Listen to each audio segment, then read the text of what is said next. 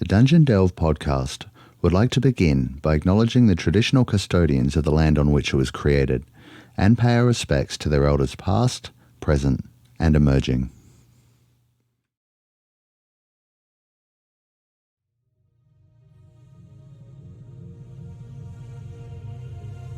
Hello, this is Christian from Hermes D&D Services. And this is Sven from Crit and Miss.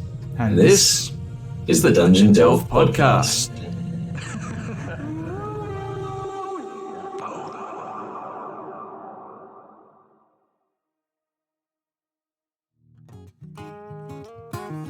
Hello everyone, we are back again with another Dungeon Delve podcast.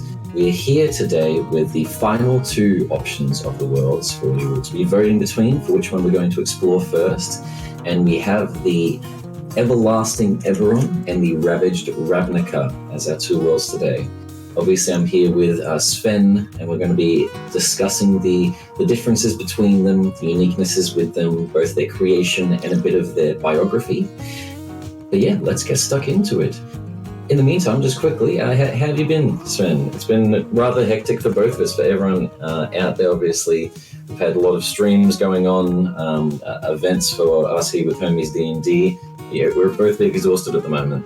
Yeah, it's been absolutely hectic. For those who've been keeping up with the Twitch channel, the YouTube channel, or the podcast variants of our live streams, you can see things just popping up all the time. I'm not gonna lie, I may have overbooked myself a little bit, somewhere in between doing the Valiant Odyssey on their Twitch channel, doing Shadows of Despair, our Call of Cthulhu stream, Out of the Abyss, Tales from the Rogueslight Tavern, and I'm sure I'm missing something. I should probably take my foot off the accelerator a little bit, but I mean, that's just who I am. I can't help myself, and I'm sure you're the same as well. I've been watching your Facebook channel and keeping up with all the Bacon Fest things that you've been doing. Yeah, big events happening, and fingers crossed, we were contacted while we were there by a festival scout who wants to hopefully bring us to a couple of other big places as well. So I'm not going to say anything until it's crossed because I don't want to embarrass myself in case it doesn't happen, but fingers crossed for Hermes D&D, and you might be seeing us at quite a lot more places. It might become the new business thing if it starts taking off. But Bacon Fest was a big hit. We ourselves had, I think, half of our merchandise sold out, which was awesome. We had 32 seats over 4 games over the 2 days, and 31 of the seats were filled, so we only had one free slot over the entire weekend, which was awesome as well. During the event, we were affiliated with the local game store in Kinroy, and they gave us 32 sets of dice to give out for free to all the players. So we made a bunch of connections and met some amazing people and players. And there's a little video on our Facebook, if any of you know Dame Edna, of us having a interaction with a very boisterous impersonator who's rather famous in the South Bend in that area, so definitely give it a watch. But D&D is the name of the game, so let's get stuck into it. Let's do it. Let's delve into some dungeons. That's what we're here for. Exactly. The first world that we're going to explore has quite a few dungeons, but not in the, I guess, normal sense, and that is Eberron. So Eberron itself, for those of you that have played, a lot of people just know the basics of it because it's not often actually ran as a setting. People know that it's where the Warforged come from, where the Artificer subclass comes from. There's a lot of, obviously, because those things come from there, people just know that there's technology of some sort, whether it's steampunk or industrial revolution. It's sort of vague for quite a lot of people. I've noticed that when I've been speaking to players, other DMs, even myself, to be honest, until recently. Doing the research for today's episode, it is an extremely detailed and colored world, and its creation is something that everyone dreams of having as a dungeon master in Dungeons & Dragons, having your world published by Wizards of the Coast and made official content. Matt Mercer being able to do it with his Critical Role campaign, and everyone's trying to do the same stuff now. So, with Eberron, it was created by Keith Baker. Keith Baker being a lucky individual, where what happened was Dungeons & Dragons and Wizards of the Coast set up a fantasy setting search in 2002. People could put in a one-page explanation of their world setting through to Wizards of the Coast to be selected as a multi-stage development that would then turn their setting into an expansion and a world of Dungeons and Dragons, the same as what we've already gone over with Dragonlance and Eberron. It was a huge opportunity. They had 11,000 submissions, and out of all of those, he was then selected 120 of those entries. The 120 entries then went through to a reviewed panel that was then whittled down to 11 possible proposals. The 11 people were then asked from their one-page submission to write a 10-page submission, further explaining their world in its entirety, religions, areas, races, things of uniqueness. From those 11, that was then taken down to 3 people who were flown out by Wizards of the Coast to meet the head board and the R&D team. From that, we had the amazing Keith Baker, Rich Burley, and Nathan Toomey, who went in person and spoke about their worlds. Keith Baker was the one who ended up birthing his world in its creation, and that is where Eberron was born from. He ended up winning a $100,000 contest submission prize from it, and it's kind of grown from there. So with Ravnica itself, just with its creation, apparently the idea that he had was from the VR1, which is a Sega amusement park for virtual reality, and they were building a pulp MMORPG called Lost Continents. And he gained the inspiration from that. He combined it with a lot of other things around his life. The Mummy, Pirates of the Caribbean, Raiders of the Lost Ark, Casablanca, From Hell, Brother of the Wolf. And he also said that he took inspiration from the unstable period between World War I and World War II. So not actually during the wars, but the time in between both of them, which I thought was kind of unique. Yes, it is. And can I just say, love that reference to Brotherhood of the Wolf. Such an underrated classic of a movie. You should check it out if you haven't already. 100%. And what I love about this is a lot of the other worlds we've spoken about are people that were almost on Tolkien level of just world creation and thinking these things from originality. But Keith Baker is the people's person, where he lets everyone know that he took ideas from other places, which is what we all do. You'll be writing a horror one, and you'll get inspiration from The Conjuring and think about stuff that you've watched in pop culture or read in comics or games that you've played. So I like that he's encouraging, because it's such a good thing. It's not stealing, it's helping build and create new and amazing things. So definitely take inspiration wherever you can, guys, because Eberron ends up becoming an amazing thing. But with Eberron itself, if you explore the world, it is set on the continent of Corvar, which is following the events of a vast and destructive war, which is they've kind of labeled the Last War. Not sure if it's going to be the Everlast War, actually, but that's what they've called it. So apparently there is never going to be a war on Eberron ever again, according to the title. But after this last war, the world has been left in a sort of desolate state of war-torn magic. It's kind of a combination of the spell plague that we spoke about in our last episode, as well as the combination of the World Wars, just financial destruction, areas destroyed all around, and the world having sort of odd jumps of low areas in development and then huge jumps in development of technology in spaces of weapons of mass destruction and stuff like that, but low healthcare. It's very unique. The setting itself of Eberron is a sort of a combination between black noir and steampunk, and it melds it together with this fantasy setting to create a very unique dark fantasy. Obviously dark fantasy is already its own setting, but Eberron it's a very unique feel if you actually run a campaign in it. So I'm kind of keen to do that. With it itself, if you then delve into the world, Keith managed to try to turn Dungeons and Dragons on its head. Very different from the norm, which I guess is more or less just the Forgotten Realms. Forgotten Realms isn't so much the norm, it's just a setting. Mm-hmm. And Keith really kind of tried to show everyone that, where in Eberron, a lot of the races' alignments are sort of turned on their heads. You have races like the elves, who are usually the either religious or magical, peaceful creatures that usually stay away from a lot of others. Instead, they've started to enter Eberron as a more of a colonialist, ancient British group that is trying to take over the continent. You then have other races like the orcs, who instead are very much shamanic and have a lot of a Native American feel to them, where they are trying to just get back to nature and keep the world from going too far south after the Great War. On top of that, the entire world is majoritarily human, but what he's then added, and a lot of you might have seen this in your character creations, I haven't used it too much myself, but one of the races that you can select, generic races that already exist of humans, orcs, gnomes, things like that, which are dragon marked. So there are the dragon marked houses, and they are people that have had low magic sort of in their bloodlines going through the generations. So with Eberron itself, the way that it's set is high magic is very, very minimal.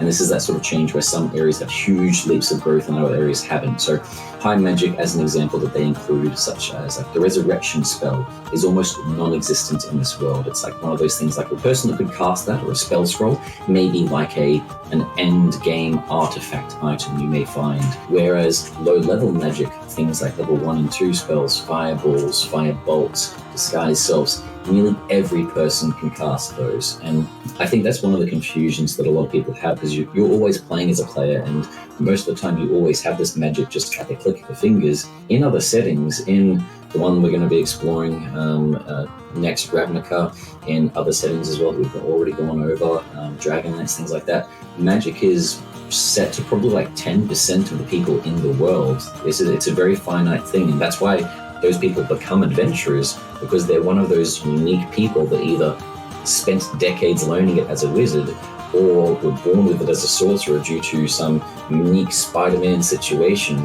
Whereas Eberron sort of changes that, and everyone and their kid has access to the light cantrip. It creates a really such a detailed story that you could tell around so many different areas in Eberron, which is one thing as a DM is amazing, where you have that sort of room for growth in so many different areas. Yeah, it would be very interesting to see how that works out mechanically in your game, knowing that probably 90% of the population, 90% of the NPCs that you're interacting with have access to some type of spell casting. It would be a bit of a different game, I reckon.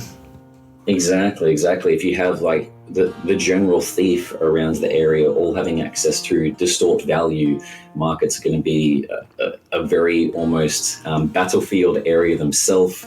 If an argument kind of begins and you just end up having like almost Legend of Korra bending fights in the streets, I imagine, of people casting firebolts and chill touches and all these small cantrips at each other rather than just punching with fists, I can see it being a very dangerous place, especially if you're a level 1 character. Distort value, by the way, nice call out for a spell that I've never used before. I have seen it used very effectively by my ex-wife though. She was really good at distorting value, both mine and her own. But yeah, it would make a pub brawl rather interesting if everyone's throwing fireballs left, right, and center. I imagine the emergency services probably have their hands pretty full in good old Corvair or Corvair. How do you pronounce that? Look, I haven't looked up the exact pronunciation, but I'm assuming it's like we've said it, Corvair. Corvair, all right. But if we're saying it wrong, obviously let us know in the comments. Give us a message, give us the proper pronunciation, and we'll try to fix it for next time in case Corvair and Eberron is the world that we explore. Fine in. Exactly, yeah. If you give us a call, my number is just kidding. So, with the final couple of things for Eberron before we jump across to Ravnica, I'll just give a bit more detail about the world, the creatures, as Keith, when he was creating it, did add a lot of unique creations. So, other than the world, which has 5 nations, very Avatar, with the Fire Nation ruling, no, I'm not sure personally, but in the world of Eberron, with the 5 nations, there are several new creatures, races, and obviously the subclasses. So there is the Artificer subclass, first of all, as this world being so magically attuned as well as technologically attuned. Artificer is one of those classes that a lot of people steer clear from when you're kind of starting D&D, even if you're semi-experienced, as it is fairly intricate and it's definitely a high-skilled class. And that doesn't mean that obviously if you're experienced in D&D, you want to play it because it's overpowered. It's still good, but it just means that it's complicated to kind of nail down. Basically, you cast spells similar to a wizard, but the doing of this is done narratively through inventions rather than through actual magic. So if you were to cast the Distort Value as an example, you may have like a spraying white bottle that you spray on the knife and kind of like shine it, and then it gives it that magical glow. Yep. If you were to cast a acid splash, it would be from a small vial of acid that you actually throw at someone, etc. If you want a really mediocre example on how to run or how to play an Artificer, make sure you join us the Valiant Odyssey on Twitch, where I play Praxilius Athenator, the Dwarven Artificer. I'd say one of the ways that typically you flavor the spell guidance is by shooting yourself up with some adrenaline. I'm doing it on Eberron all the time, just stuffing them with a shot of adrenaline to flavor my guidance spell. It's a lot of fun, I gotta say. I really like that flavor for guidance. Okay. Apart from that, the other things you get is your invocations is a big thing with your being an artificer. Invocations, basically, your magical items that you can sort of attune with, are several benefits that you can then include to mundane items or things that you can have yourself, your armor, your weapons, and give you benefits of +1 special boosts, a helmet giving you advantage on concentration, and a lot of different options. So one thing that gets confusing is you can only ever have half of your selected amount actually active. So you may have 4 options, but that means you can only have 2 of them actually active. On top of that, you then have your own magical items, which you can then have 3 attuned to in Dungeons and Dragons. So there's sometimes people get confused between how many attuned items they have versus how many artificer items they have, and it gets a bit jumbled. But once you do kind of get it down pat, it does become a sort of very unique subclass to play and very fun. There's nothing else that kind of feels like it. From that, though, we then have the classes of Eberron, the unique creations there. There are 4 in total. There is the Changeling, the Shifter, the Kalishtar, and the Warforged. Races. Yes. So, with the Changeling and the Shifter, they're both taken from pre-existing D&D. There's the Doppelganger and the Lycanthrope. Obviously, those aren't races you can play as their creatures, but this is something Keith had changed and turned it into selectable races. The Changeling being creatures that can morph their shape, their original sort of base form being a white-skinned creature with milky white eyes, and it explains that they kind of look like a painting of a person that wasn't quite complete. Mm-hmm. The Shifter being, you can select 3 different then sub-variants of types of shifters, whether or not you want more lion-like, leopard-like, and there's a sort of that they give you different options of long strider, sharp fang. I think a couple of there's 3 in total. They're very fun as you get to feel actually being a lycanthrope without actually having to have a lycanthropy and having that disease.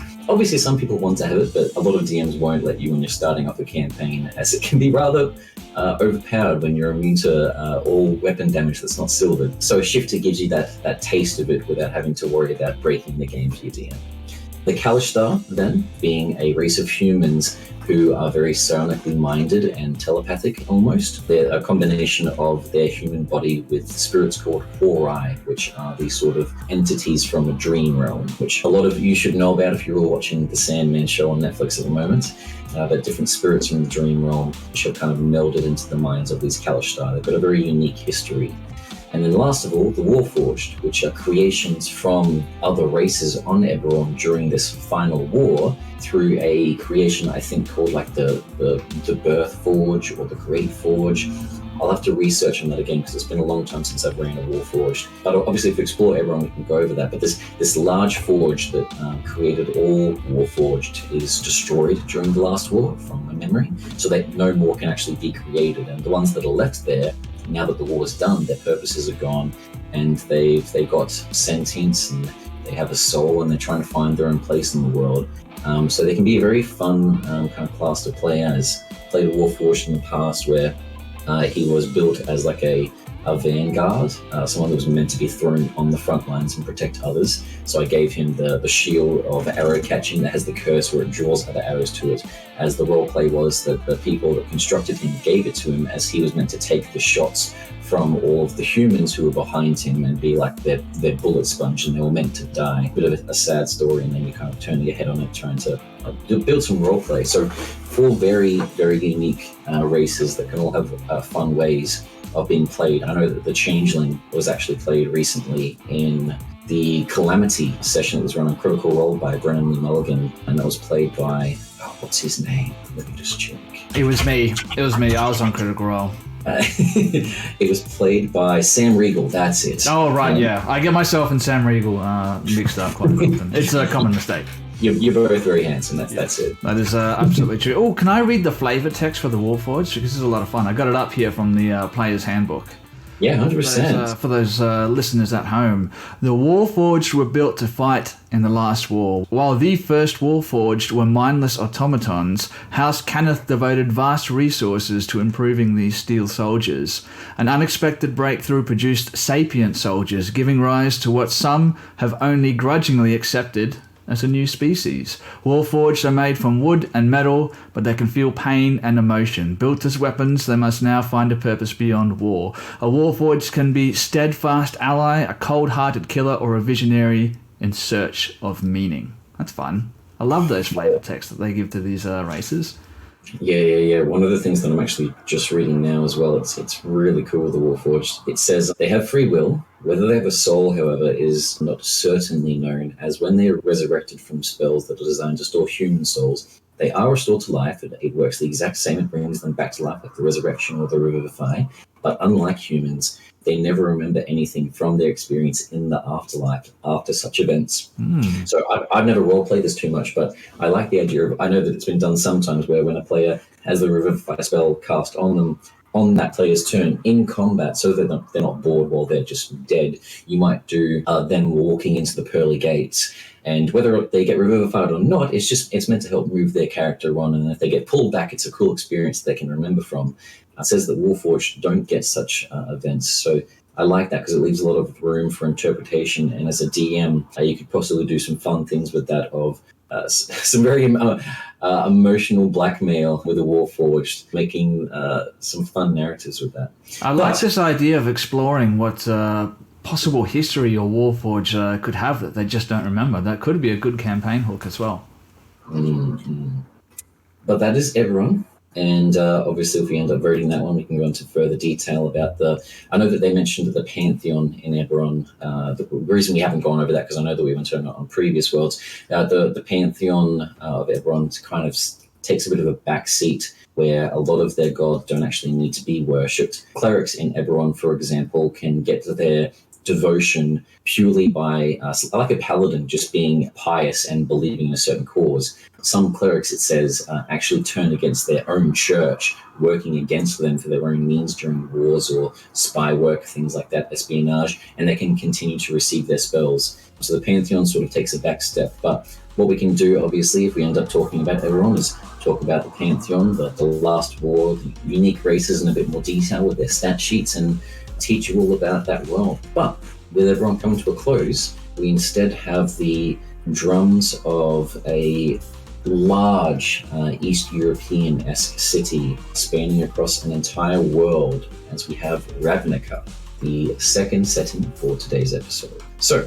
with Ravnica, it is obviously from Magic the Gathering, if you've heard of it before, whether it's the Dungeons & Dragons adventure or just the card game. Lovely meld across both of them recently, with Magic the Gathering having, I think it's nearly 3 or 4 expansions now of Dungeons & Dragons cards that have been coming out. I know that my partner actually has a Tiamat deck that she's played, but it's fun that they're doing these sort of crossovers.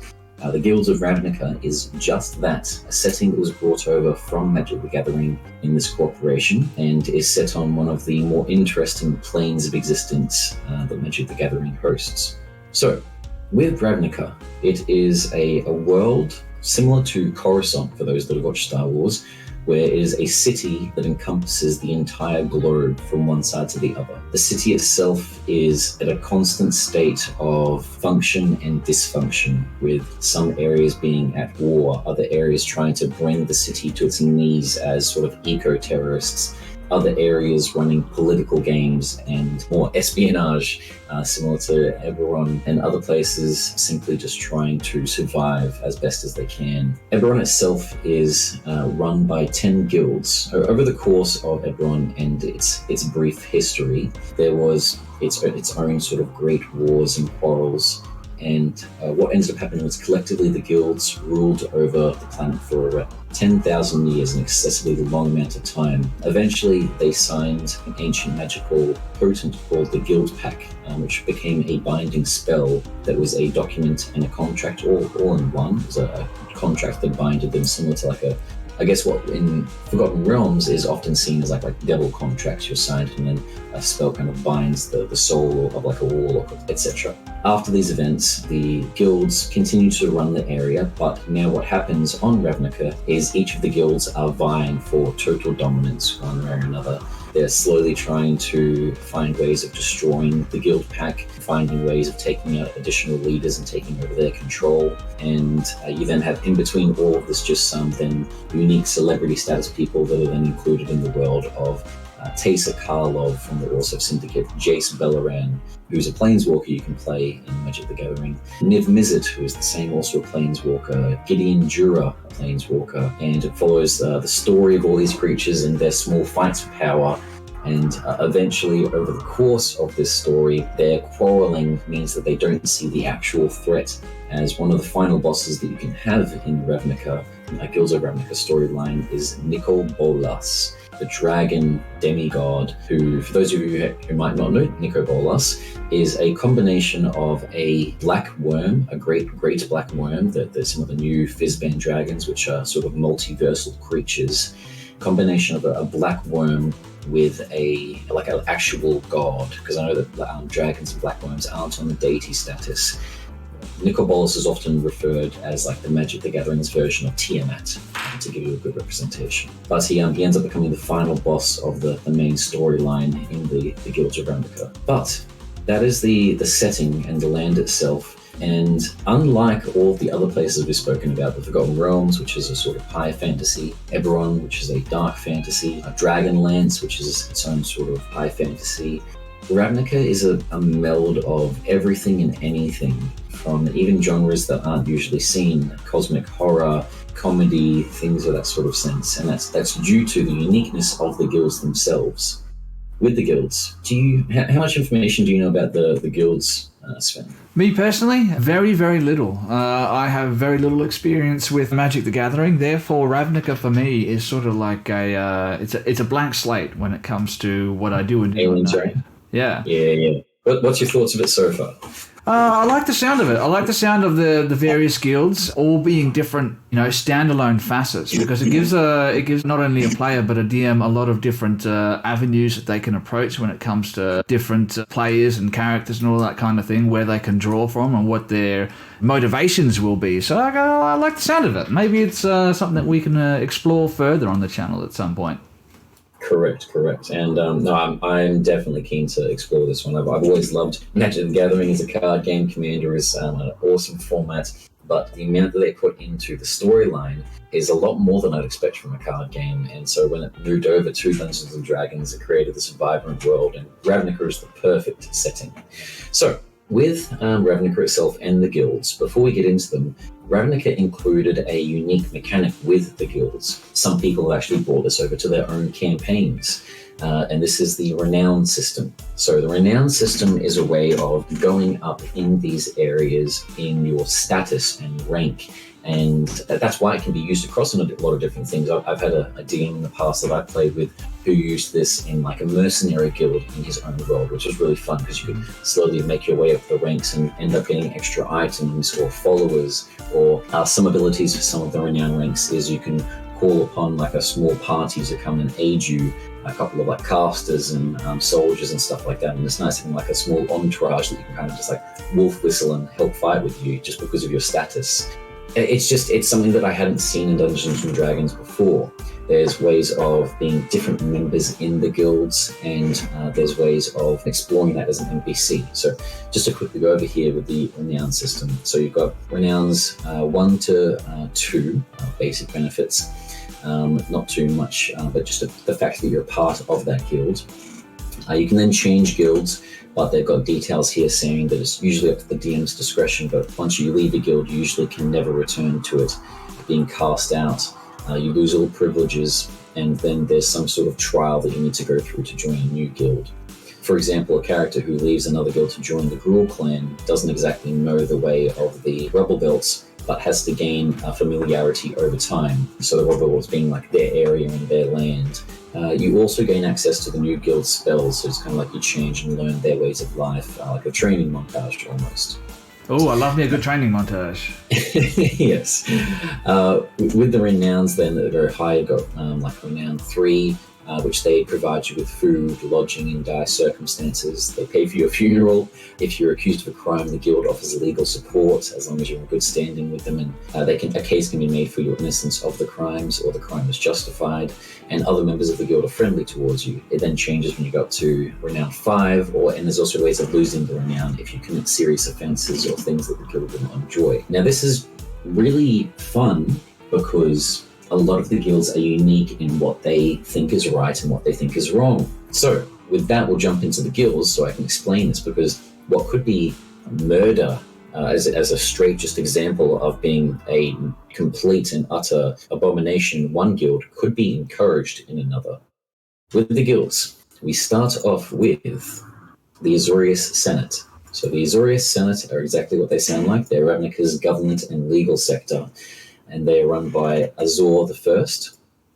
We then have the House Demir. They are Ravnica's couriers, information brokers, and librarians.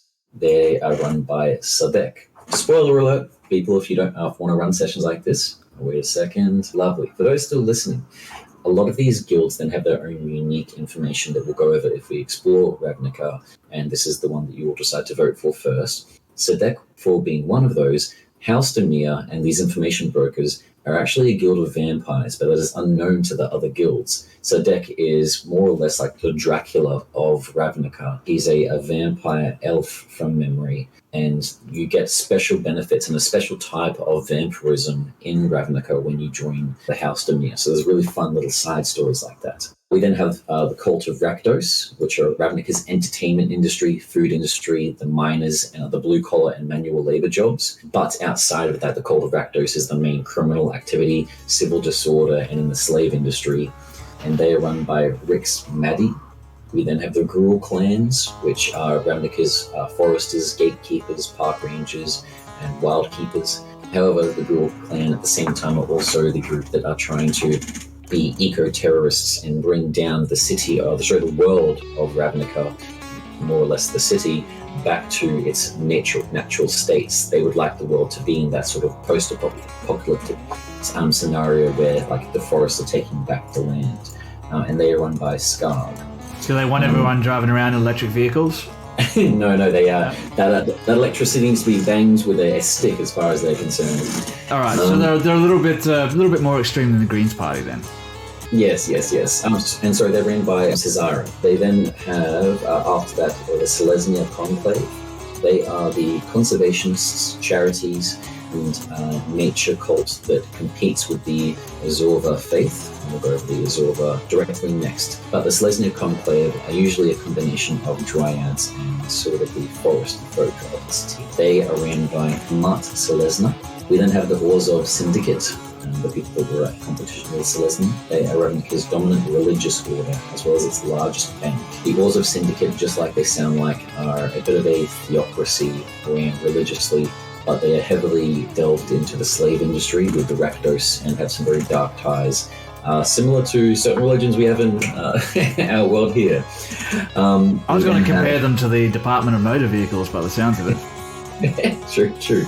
And they are run by Obsidat. After them, we then have the Izzet League. The Izzet League being Ravnica's formative of physical scientists and engineers. These are people that are making the train systems across Ravnica, new bio suits, mech suits, inventions, potions, wizards, and they are run by Niv Mizzet.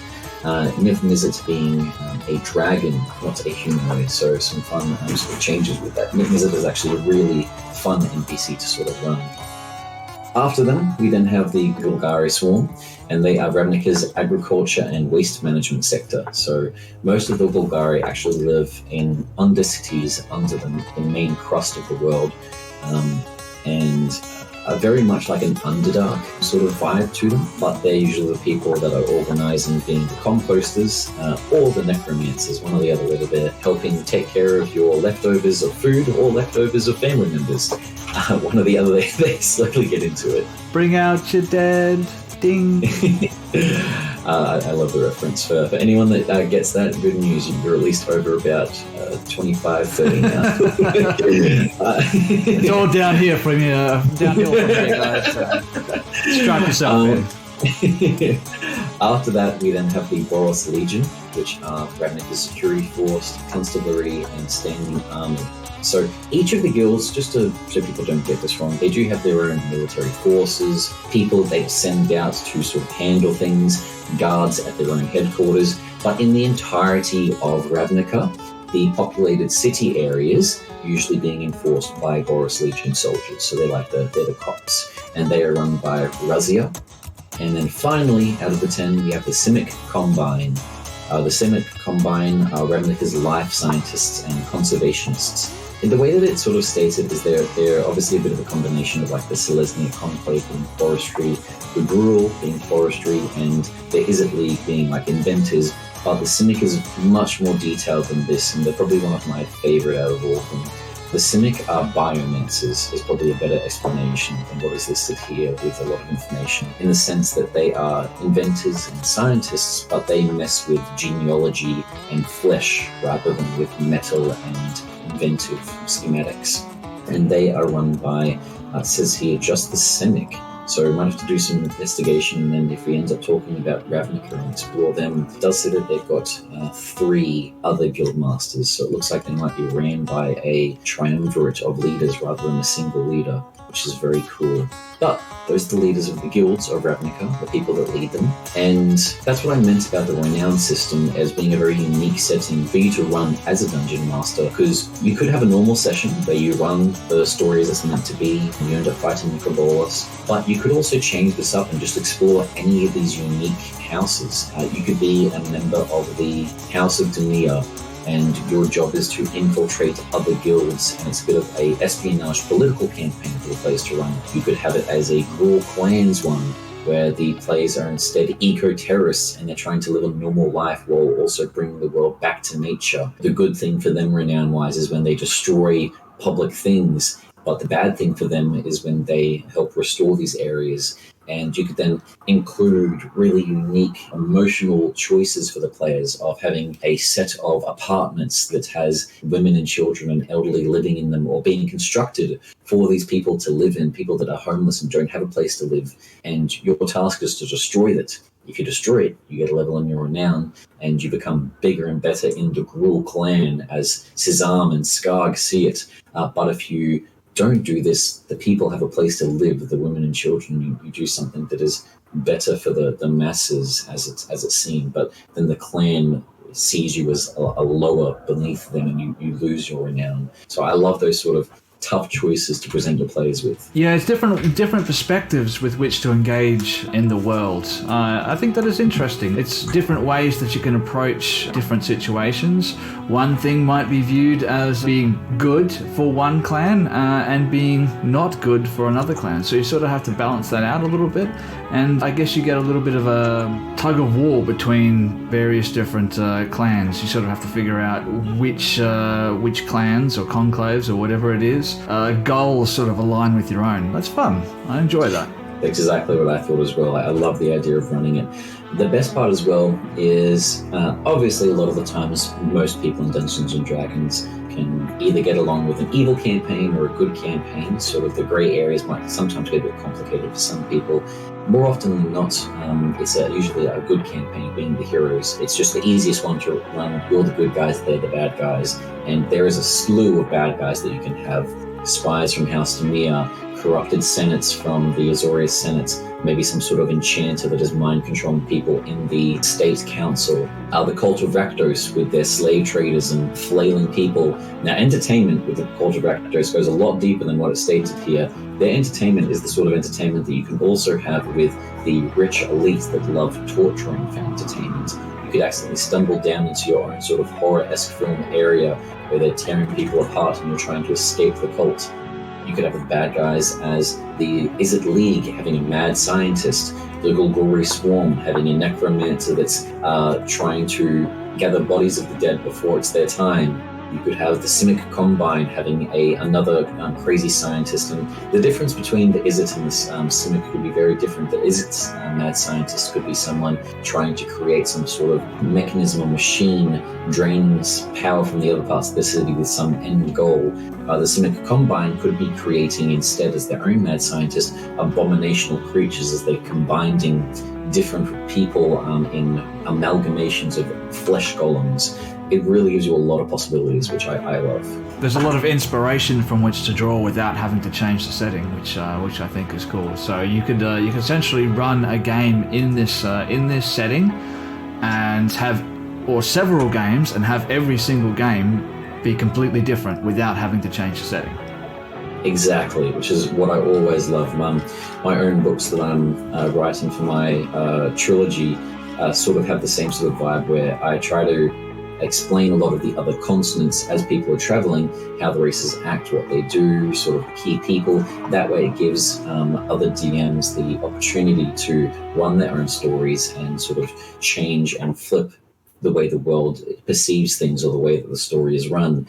It's not always just humans are good, orcs are bad, Lord of the Rings style. You can make it very unique and have these other perspectives. It's a dream for a DM. But that is the Guilds of Ravnica. I couldn't find too much on the Pantheon. I'll have a look on quickly here on the source material that we have, because I've got the source book to that. From my knowledge of Magic the Gathering, I do know that there are a slew of gods, and some of them are worshipped. For example, Rakdos, I think, actually is a being. Rakdos the showstopper. I'm not sure if he's he's just the runner of the guild, but he's older than the guild itself. Rakdos embodies it as a demonic. Okay. So it looks like he's a combination of the leader of Rakdos as well as an entity or a god. But I'm not sure. This is something we can find out if we end up exploring Ravnica, if they have their own pantheon. Because I know that a lot of the gods in Magic the Gathering aren't often viewed as gods. They're very physical beings that walk among people, and they're almost more so just seen as powerful entities rather than actual gods. So with the Guilds of Ravnica, it's not something that I think we could go over at the moment. I'm just having a brief look in case during my research there's something I missed. That might be something that you have to be aware of if you're going to be running a game in Ravnica. If you're thinking about playing a cleric or a paladin or something like that, you might have to talk to your dungeon master about how those spells and effects are going to be powered.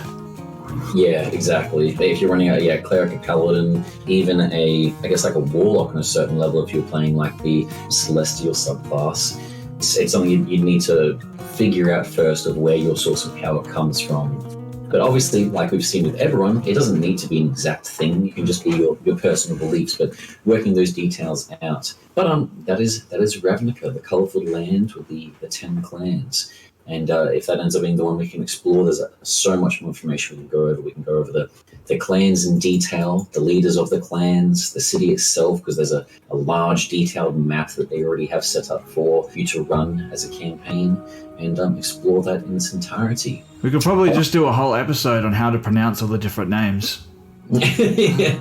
Just a little explanation of Sven very sexily saying, Azorius Senate. Azorius Senate. Hey, maybe we can make that a Patreon goal. I like it. But that's Ravnica, and that is the worlds that we have for selection in total. With that being in total, I think we have Forgotten Realms, Dragonlance, Eberron, Ravnica, and what is the fifth one I'm missing? Good question. Did we get Greyhawk? Greyhawk. That's always the one that I forget.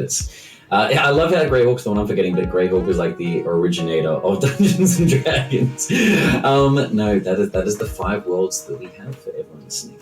So, what we'll be doing now with our votes to discuss which world we're going to explore in its entirety and teach you about as the first out of the 5, and then we'll go on to the others, is on each of our socials. For myself, I'm going to put up a Facebook post and pin it, because I was going to do a tweet, but I don't think you can pin tweets. So with a Facebook post, I'll pin that. I'll keep it at the top of Facebook at Facebook/HomiesD&D, and on there, I'll explain the details of how to vote and discuss out of the 5 which one you would like for vote on Hermes D&D for people that come and check our details out. But also head over and vote as well with Spence. And how will you be handling it? I have absolutely no idea just yet, but make sure you just keep your eyes on our socials. I'll probably be putting it up on the Instagram, which is I'm currently trying to build up a little bit. I'll chuck it up on our Facebook, and I'll probably also make a channel on our Discord where people can jump on and vote there as well.